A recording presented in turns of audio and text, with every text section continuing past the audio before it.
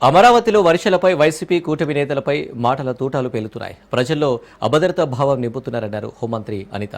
ధైర్యం ఉంటే రాజకీయంగా రండి చూసుకుందామన్నారు. అమరావతి అనేది ఏపీ ప్రజల సెంటిమెంట్ అని, ఇష్టానుసారంగా దుష్ప్రచారం చేస్తే కఠిన చర్యలుంటాయన్నారు.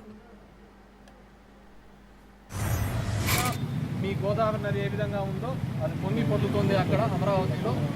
మీకు మాత్రమే సొంతమవుతుంది అనుకున్న దాన్నేమి చేపలంటారయ్యా, పులస.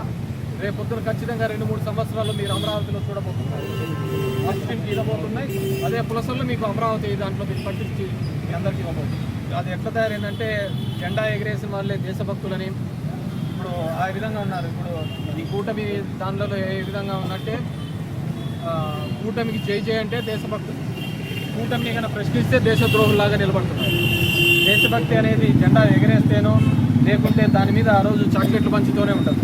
ఈ దేశం యొక్క సమగ్రతకు ఇక్కడ ఉన్న దానిలకు ఐక్యంగా పోరాడినప్పుడే ఉంటుంది. ఈరోజు దేశభక్తి ప్రజాస్వామ్యం గురించి మాట్లాడుతున్న వీళ్ళు పోరాటాన్ని ఎందుకు ఇంప్లిమెంట్ చేయడం లేదు మాట్లాడే వాళ్ళందరూ ఆలోచిస్తున్నారు. ఉదయం లేచిన దగ్గర నుంచి మొదలు పెడతారండి. అమరావతి మునిగిపోయింది, అమరావతి మునిగిపోయింది, అమరావతి మునిగిపోయింది. అమరావతి మునిగిపోతే ఈరోజు స్పీడ్ యాక్సెస్ రోడ్లు ఎక్కడైనా మీకు ఎవరికైనా అవాంతరాలు ఏమైనా వచ్చినాయా? ఎక్కడైనా రహదారులు ఏమైనా అడ్డుకున్నాయా? ఎక్కడైనా రోడ్లు కొట్టుకుపోయినాయా? మీరు చెప్పండి. లేదు. ఈ రోజు నేను సెక్రటేరియట్లో కూర్చుని మాట్లాడుతున్నా, సెక్రటేరియట్ మునిగిపోయిందా? అసెంబ్లీ ఏమైనా మునిగిపోయిందా? ఈరోజు ఎక్కడ ఇప్పుడు అమరావతి కట్టడాలు కట్టుతున్న సమయంలో పునాది తీసుకునేటప్పుడు కొన్ని నీళ్లు చేరుతాయి. ఇప్పుడు వర్షాకాలం వర్షం పడక ఏం పడుతుందండి? వర్షం పడితే నీళ్లు రాక ఏమొస్తాయండి? 10 నుంచి 20 సెంటీమీటర్లు వర్షం పడేటప్పుడు నీళ్లు స్టాగ్నెంట్ అవ్వవు ఒక దగ్గర. దాన్ని బూచీగా చూపించి ఏకంగా ఈ క్వాంటమ్ వ్యాలీ దగ్గర ఇంత నీరు వచ్చేసింది, అంత నీరు వచ్చేసిందని ఒకే ఒక్క వర్షం అమరావతి జలమయం. ఎక్కడి నుంచి పేపర్ తీసుకొచ్చి ఈరోజు ఆ ఫోటోలు పెడతారండి? నాకు అర్థం కాదు. అస్తమానం ఎందుకు అతని గురించి మాట్లాడుతున్నారని మీరు మాట్లాడతారు. జాతీయ జెండాకి ఒక స్వతంత్ర దినోత్సవానికి కూడా వాల్యూ లేకుండా చేసిన వాళ్ళని ఈ రకంగానే మాట్లాడతారు. ఆయన పంద ఇలాగే ఉంటుంది.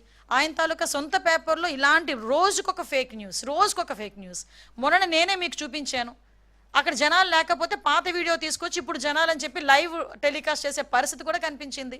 నేను ఎందుకు మాట్లాడుతున్నానంటే ఇప్పటికే ఇలాంటి ప్రచారాల మీద అడ్డుకట్ట వేయాలి. గవర్నమెంట్ మీద ఏదైతే వీళ్ళు దుష్ప్రచారాలు చేస్తున్నారో వీటి మీద ఎట్టి పరిస్థితుల్లోని కూడా మేము అడ్డుకట్ట వేయాల్సిన బాధ్యత ఎన్డీఏ కూటమిగా మా మీద డెఫినెట్గా ఉంది.